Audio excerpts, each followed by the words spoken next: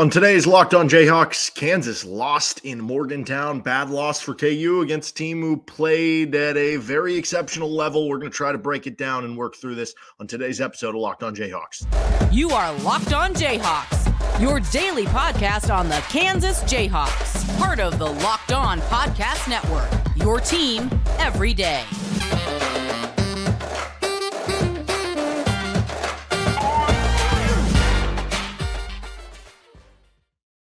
I'm Derek Johnson. You can hear me as well Monday through Friday from 3 to 6 p.m. on KLWN in Lawrence with Rock Chalk Sports Talk. Thanks for making Locked On Jayhawks your first listen every day. We are free and available anywhere that you get your podcasts, including on our YouTube page where you can like and subscribe to the show.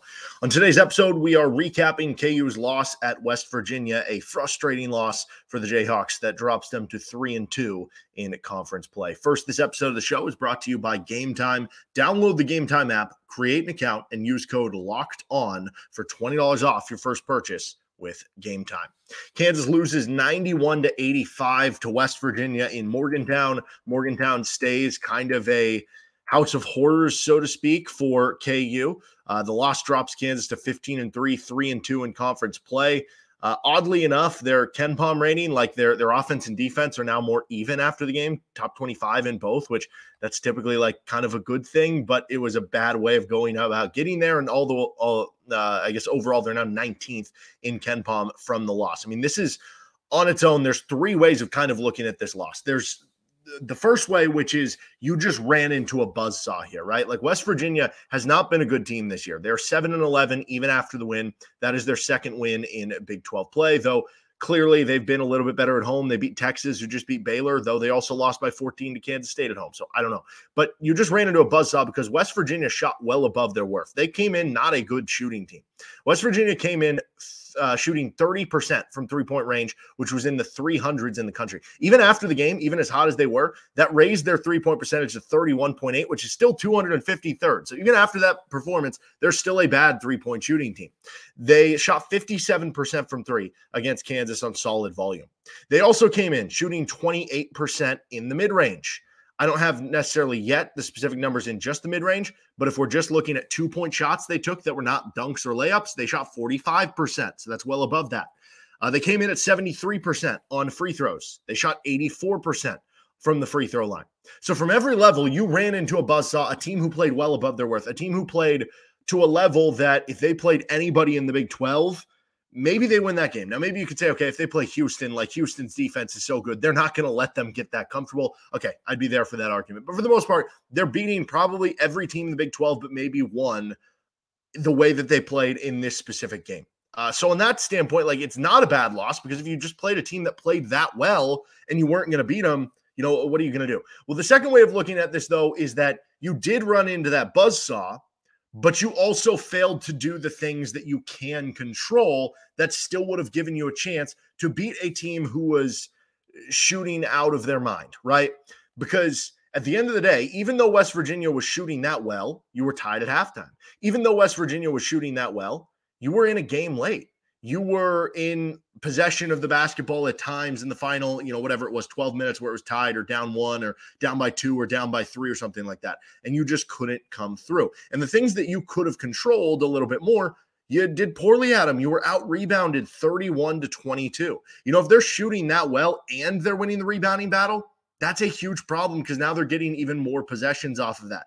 Kansas in a game like this, if you're going to play a team who's shooting that well, you better gobble up all the rebounds you can on the offensive glass to give yourself extra possessions, all the defensive rebounds so they're not getting extra possessions when they're shooting that efficiently. And they had 9 offensive rebounds. You had 5. That doesn't sound like that big of a difference, but those 4 really were the difference in this game. And it really boils down less to the total offensive rebounds, although in the end, West Virginia had a 34.6 offensive rebound rate. That is the second worst allowed by the KU defense this year. The only worst game in terms of your defensive rebound rate in a game this year, it was Eastern Illinois, that game that you only won by 8 that you were supposed to blow them out.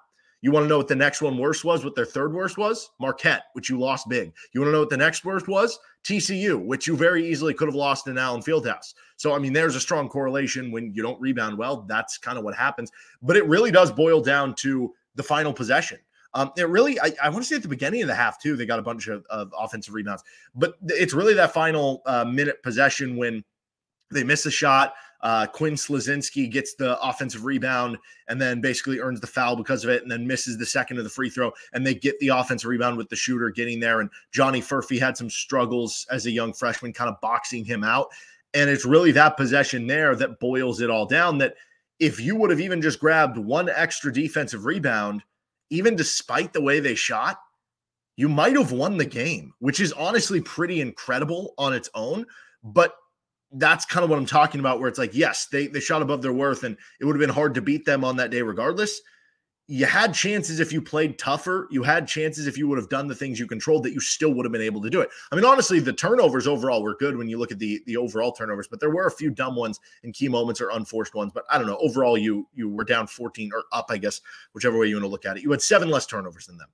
And I think beyond that, West Virginia did shoot way better than you'd expect, but you could still always say, yeah, you made them a little more comfortable than you wanted early in the game. You let them get into a rhythm. There were a ton of those shots where West Virginia made where they had a hand in their face and they were contested, but still there were a few breakdowns here or there, right? Like you could have taken away the breakdowns at least and maybe made them miss one extra three if you take away the breakdowns here or there, 2 extra threes or one extra mid-range shot. And who knows, maybe that's kind of the difference in the end. So that's the second way of looking at it, where it's like, yes, they were a buzzsaw. Yes, there are certain things we could have controlled and ended up with it. And then the third way of looking at this is just the scorched earth. This is one of the worst losses of the Bill Self era. Now, it's hard because if you go back to the idea of a team that you played out of their mind, it's hard to be like, well, that's one of the worst losses of the Bill Self era. Typically, when we think of worst losses, we think of when KU played really bad. Like, I think some people might argue that the UCF loss is worse. Not that UCF is worse than West Virginia, but because of how poorly KU played. But if we're just looking at this from a standpoint of what the teams finished or where they were, how good your opponent was, I went back and looked in the Bill Self era, going back to the 2003 to 2004 season. Top 10 worst losses for KU by the opponent's final Ken Pom ranking. Now, obviously, Missouri is still going to have plenty of games to play. Their final Ken Pom ranking could adjust. But currently, among those top 10 losses, the worst loss that they've ever had was the Topeka YMCA game. That was at TCU in 2013. They were ranked 265th. That was a bad one. But that was one of those where it was like KU played bad too, and the opponent was bad. 2006, they lost at Missouri. That Missouri team finished 151st in Ken Pom. 2008, for the 08-09 season, they lost at the time, Sprint Center to UMass, who was ranked 138th by the end of the year. And then the next worst loss would be this one that they suffered. West Virginia, 131st so far this season, even after the win. They were closer to 150 before they beat Kansas. And so that becomes the 4th worst. Then you go down to Missouri in 05, which would be 101st. That would be the 5th worst. And then you have some other ones in there, like at Oklahoma State, Washington at the Sprint Center, Bucknell in the NCAA tournament, at West Virginia in 2019, which was another bad West Virginia loss on the road, and at Texas Tech in 2009. Now, as you can see, there are some years where they've had bad losses and still had pretty spectacular seasons, or, ended up winning the Big 12. And maybe that can happen for this Kansas team. But, bottom line, this has been kind of a theme for KU all season long, playing down to lesser opponents. We think about it from the non-con when you played down to Eastern Illinois, or UMKC made it a game in the final 5 minutes of the contest, even on the road. Like, yes, they just had the at Oklahoma State game earlier this week where they crushed it. But the other 3 road games you played, which is now 3, is bigger than 1. At Indiana, you scathed that one out. And Indiana, turns out, has not been a very good basketball team, right? Ever since that kind of game. And really overall in the season, Indiana hasn't been great. So far this season, they're ranked 96th on Ken Pom, and Indiana's 12-7. At UCF, right? I mean, we went through that one last week.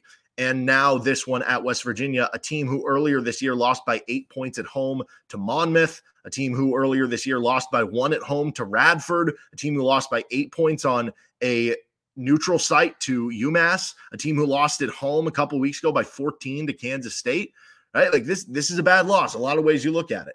So, I mean, I will say, besides the doom and gloom, I do think there were some really nice flashes from Johnny Furphy, even though you had some of those dark moments at the end. I do think Nick Timberlake had some really good flashes off the bench. Those are positives moving forward when you look at the final destination of where this team's going to go. Kansas shot almost 68% on 2-point shots. That's really good. He outscored West Virginia 44-26 in the paint. They had 6 less turnovers. You had 7 more points off turnovers. You led 8 in fast break points. You had 22 assists to 7 turnovers. That's a great turnover or assist to turnover ratio. You created 8 steals and 3 blocks. All good signs and numbers. And most of those win most games, to be honest, when you put a lot of those together. But for your margin for error that you had today, it was cut to a minuscule amount the way that they came out shooting. And so, therefore, you didn't make those few plays you needed to win in a close road game in the Big 12. And by the way, about the call at the end when Marco Jackson ripped the ball away, West Virginia was getting close to being a 10-second call, steals the ball away. It looked clean. I didn't think it should have been a foul. I thought it was a clean steal. But here's the thing. I'm not going to complain about it because, A, you had other chances to avoid that, get some of the rebounds, right? Like, make a shot here or there, or don't turn it over here or there. And I also said this after the TCU game. When you won the TCU game off the flagrant foul, which was kind of a 50-50 call, guess what? It's just going to happen over the course of Big 12 play. There's probably going to be another game that goes KU's way, and there's probably going to be another game that goes against KU where there's going to be a call that you don't like or you feel like maybe is a little bit favorable to you over the final 2 minutes of the game. That's just what's going to happen because in so many close games, it's going to be impossible for there to be every foul you agree with in a close game that you're like, oh, that was the difference, right? So I don't think it was. It probably went against you, but whatever, like it happens and it will continue to happen. For both sides, it'll equal out over the course of the season. But overall, this is kind of a crushing loss as much as it could be through the 5th game of Big 12 play for Big 12 title hopes. Bill Self's overcome way more than this before. So you don't count it out. I'm not saying Kansas is not going to win the Big 12. All I'm saying is that the battle is very much uphill now. Maybe to win the Big 12, it's only going to take 12-6 at this point with the way we've seen teams lose a couple times already early on in the year.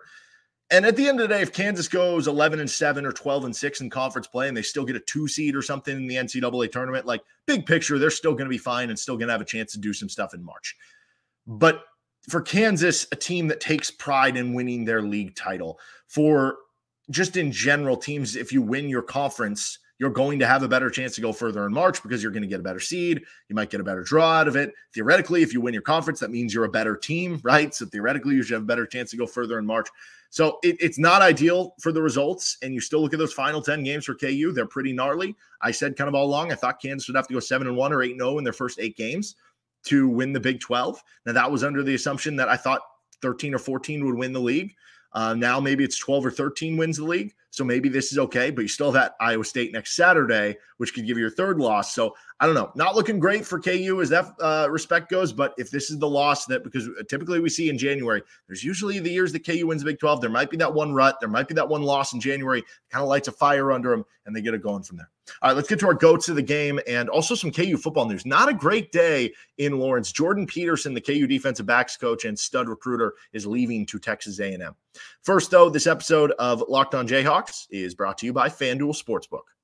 The NFL regular season is wrapping up, but there's still time to get in on the action with FanDuel, America's #1 sportsbook.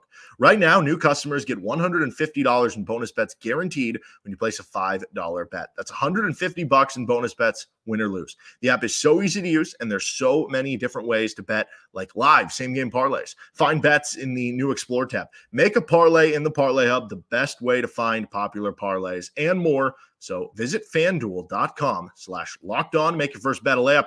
FanDuel, official partner of the NFL.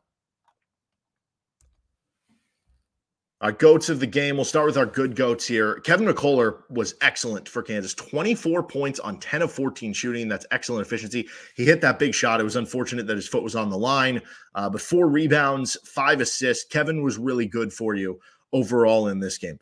And you kind of needed him to stick around because with the way that they were shooting, you easily could have lost that game by 10, 15 points if your offense was, what it was 2 weeks ago. I will say that is a positive thing that ever since Furphy's been in the starting lineup, the offense has really risen up here over these last 3 games. This past game was maybe more about the defense.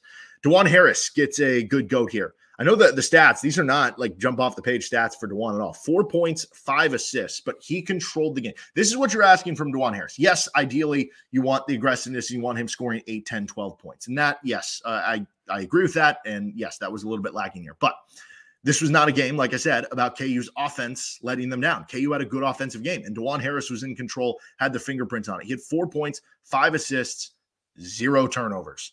That's been the big thing with Dajuan. In the games we felt like he struggled, it's because he's been unorthodox, having 3-4 turnovers. And the other thing has been can you be a defensive menace? Well, he was in this game. Dajuan Harris had 5 steals. The rest of Kansas had 3. So Dajuan did have himself a good game on the defensive end. Nick Timberlake gets a good goat here. Played 14 minutes off the bench, had 12 points on 4 of 7 shooting, 1 rebound, 1 assist, and 1 steal. He was a big reason why Kansas was tied at halftime, despite West Virginia at one point being 9 of 11 from 3. It's because Nick Timberlake was getting a bunch of buckets for you in the first half. I mean, the combination of Timberlake and Furphy in the first half was almost half of your production on the offensive side of the court. Timberlake had an excellent game off the bench for KU.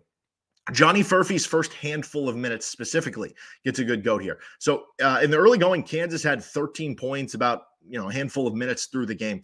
9 of those points were from Johnny Furphy. He started 3 of 3 from 3, and he impacted all of their first 13 points because he ended up getting an offensive rebound at one point, led to somebody getting fouled, hit the first free throw. Then they missed the second. Furphy got the offensive rebound, and that led to another 3. So first 13 points of the game were all either scored or contributed by Johnny Furphy. He was excellent in that first portion of the game. We'll get to the rest of the game, though, coming up the rest here. I put in limbo here the front court for KU. Hunter Dickinson and KJ Adams combined had 30 points. That's good. They were 11 of 20. Solid efficiency. They also had 8 assists and 2 blocks and 2 steals. All that stuff is good. But also West Virginia came in the last 5 games, allowing 75% at the rim. They had no Jesse Edwards in this game, which is why that stat has kind of been that way over the last 5 games. Felt like you could have dominated even more. And beyond that, they also had 6 turnovers between the two, which was 6 of KU's 7 turnovers. So it was basically all the turnovers. I thought Hunter Dickinson struggled on defense against Sumnick. And the big thing here was that you only got 9 combined rebounds from Hunter Dickinson and KJ Adams in a game where we talked about what was one of the differences.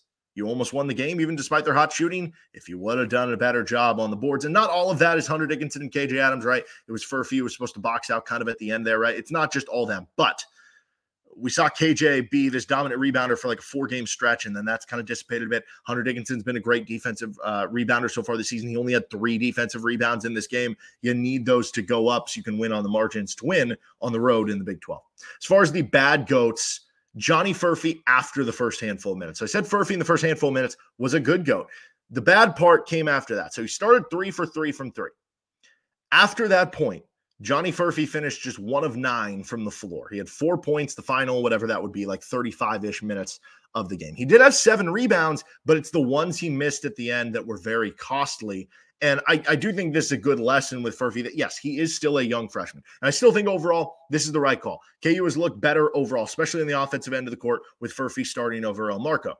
But it certainly is a bit of a reminder that, hey, this guy's still a freshman. He's not going to be a complete product right now. I think looking back, you would have loved if you're Bill Self to throw his first starts in there at the beginning of the season or in the middle of non-con when he could have worked some of these things out then as opposed to in Big 12 play.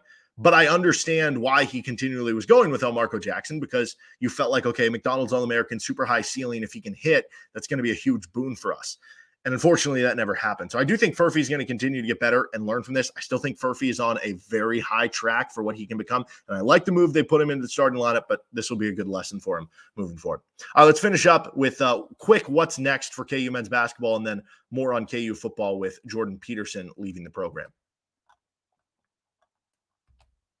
First, this episode of Locked On Jayhawks is brought to you by Gametime. Buying tickets to your favorite sporting event should not be stressful. Gametime is the fastest and easiest way to buy tickets for all your sports, music, comedy, and theater near you. They have killer deals on last-minute tickets, and their best price guarantee allows you to stop stressing over the tickets and start getting hyped for the fun that you're going to be having. They have flash deals and last-minute tickets available for everything. You can check out the seat views right in the app. It's got a great interface. You can even switch over to the stadium view where you can see prices by section if you have a certain section that's your lucky section or your favorite section to sit in. They have their lowest price guarantee, event cancellation protection, job loss protection, and more. Snag the tickets without the stress with Gametime. Download the Gametime app, create an account, and use code LOCKEDONCollege for $20 off your first purchase. Terms apply. Again, create an account and redeem code LOCKEDON for $20 off. Download Gametime today. Last minute tickets, lowest price guaranteed.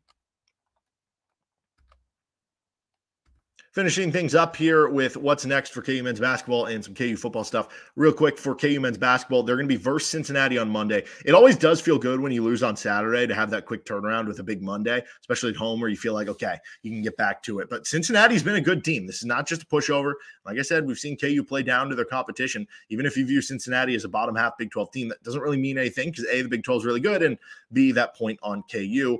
But good opportunity to bounce back there. And then it's at Iowa State next week. You know, if you go 2-0 next week, I think it does excuse this loss a little bit more because I was almost chalking up at Iowa State as a game that they might be underdogs in very slightly to begin with. So I think it kind of gets you back on track a little bit if you can go 2-0, but that is much easier said than done against two really good opponents. And Iowa State just went into TCU, got a big win on Saturday. Cincinnati beat TCU this past week. I guess just all three of these teams kind of beaten up on them. Now, as far as KU football, Jordan Peterson was the defensive backs coach for Kansas, and he is leaving to go to Texas A&M. It seemed like they were going to fend off Texas A&M, who has a new coach with Mike Elko, when they promoted Jordan Peterson to co-defensive coordinator, which makes this kind of peculiar a bit, the timing. I don't know if Texas A&M just backed up the Brinks trucks even more or what specifically happened. We know A&M is sitting on certainly a lot of money there. Now, with Peterson, he was the one holdover from the Les Miles staff and really impressed in everything that he did, both in terms of as the DBs coach, where he's coached up and helped develop some really good defensive backs for KU, to recruiting, where he has done an unbelievable job on the recruiting trail. And with Peterson, I believe Texas A&M is his alma mater, so you can understand it from his point of view, though going from co-defensive coordinator at a Big 12 school to a safeties coach specifically at Texas A&M is very weird. But again, Texas A&M has all that money, so I'm sure he's being given money properly there. But the question is, what impact does this have on KU? Because Peterson, I would argue this is a bigger loss for KU than Andy Kotelnicki. KU was able to kind of keep things running with Jim Zabrowski and the personnel that they had, and Lance Leipold, and Kotelnicki was a big loss too. But with Peterson, he has such a close-knit relationship with that secondary group. And you think about how much talent KU has in that group. Melo Dotson and Kobe Bryant decided to come back for another year. You have safeties in Marvin Grant and O.J. Burrows, right? You have transfer coming in with like Devin Dye to join Jalen Dye. And then you look at the recruiting aspect. He had been KU's top recruiter on a recruiting class that was one of the best that we've seen that KU bring in. And he was in charge of a lot of the big guys. The Desert Edge 3, the big players coming in from Arizona, including Deshaun Warner, your top recruit in the class, those are Jordan Peterson. You know, Jalen Todd, the stud corner, like that was Jordan Peterson. So the scare here is what happens as a repercussion of this. The transfer portal is closed. So I guess that gives KU some time to figure some stuff out here. But come the end of spring ball, do some of these players, whether they're returning guys who came back to be with Jordan Peterson, do they leave to Texas A&M? Do they leave to another school? Do some of the young incoming freshmen leave at that point? Or is KU able to retain them as much as KU is starting to recruit the class of 2025, re-recruiting that DB room, re-recruiting those freshmen who came in with Jordan Peterson? That's going to be about as big as anything that KU does at this point over the rest of the offseason. We'll dive deeper into that because it's certainly an interesting topic that I can't just get to here in a few minutes. So we'll get into that more coming up this week with Locked On Jayhawks. Monday, we'll be back for a KU Cincinnati preview. Make sure you subscribe to the show. You can find it anywhere you get your podcast, including on our YouTube page. Have a good one. See you next time.